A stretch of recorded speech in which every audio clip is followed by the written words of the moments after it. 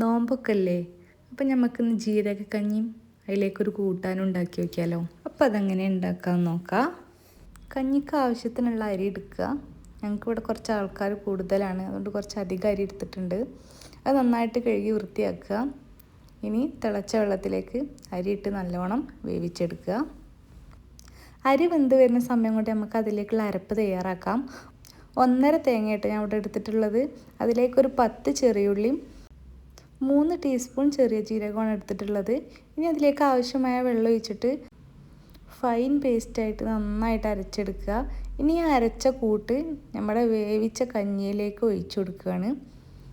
തേങ്ങ ഒഴിച്ചതിന് ശേഷം നന്നായിട്ട് ഇളക്കി കൊടുത്തിട്ട് അതൊന്ന് തിളക്കാനായിട്ട് വെക്കണം. ആ സമയം കൊണ്ട് നമുക്ക് കഞ്ഞി വറവിടാനായിട്ട് വെക്കാം. കുറച്ച് ചെറിയുള്ളി 2 സ്പൂൺ നെയ്യിൽ വാട്ടിയിട്ട് അതും കൂടെ ഒഴിച്ചു കൊടുക്കുക. അത് നന്നായിട്ട് ഇളക്കി കൊടുത്തിട്ട് ആവശ്യത്തിനുള്ള ഉപ്പും കൂടെ ഇട്ട് കൊടുത്തിട്ട് എല്ലായിടത്തേക്കും മിക്സ് ആക്കുക.